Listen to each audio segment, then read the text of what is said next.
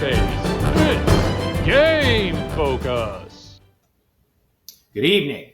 I am John Talkerson. Welcome to GameFocus. Tonight, before we reveal the results of our hard-fought and much-fraught election, we first look to our Week 8 determined demolition derby featuring the Heimberg Ceilings and Der Tulps Redux. Coming back from injury, Matthias Ostwald triumphantly retook the field, only to bumble the ball not once, not twice, but 3 times, his injuries clearly keeping him from playing up to his best. Der Tulps was still reeling, however, from the loss of their star Yeti Kwisatz, and felt a bit lost on the pitch as well. We now go live to pre-recorded coverage of the reenactment of the pivotal play in the match. Oh! John!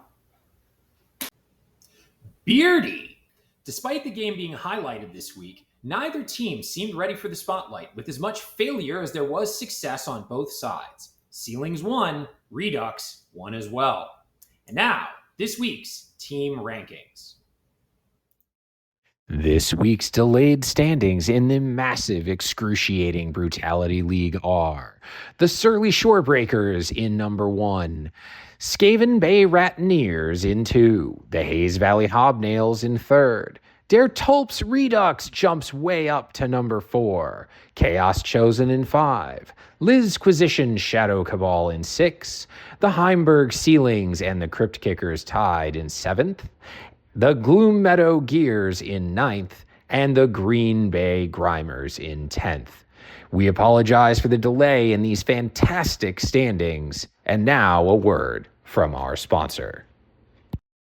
Welcome to the Heimberg Dodecahedron, home of the unbreakable ceilings, epic passes and blocks, and the world's loudest and greatest fans.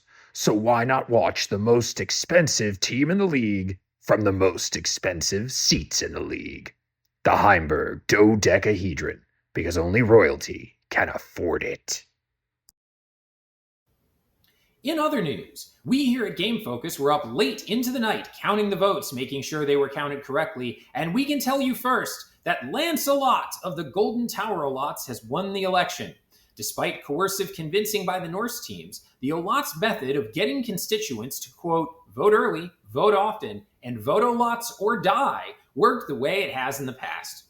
When asked about the loss, Svenny Lickspittle refused to comment and then was promptly assassinated. The excitement of the league election was clearly too much for the Heimberg Ceilings cheerleaders, who are used to being the center of attention in the league. To regain their usual viewership and headlines, they staged an all-night datathon, in which they appeared at 8 different clubs with 8 different star players from around the league, culminating in an appearance with the entire Hayes Valley Hobnails team at the swanky Danceopotamus. Views of the events on Narrow Scry were in the thousands and were described as shocking, carnal, and oddly effervescent. Finally this week, an investigation into the events of the election were started by team owners, which have become an annual tradition to ensure that everyone who needs to be appropriately bribed was. We expect, as usual, that ticket prices will be raised at the start of the next season to compensate for this year's chicanery. Thanks again, dear viewers, for joining us here on GameFocus, and remember, whatever you do, don't pet a burning dog. This has been a presentation of Dungeon Raid Operations Media.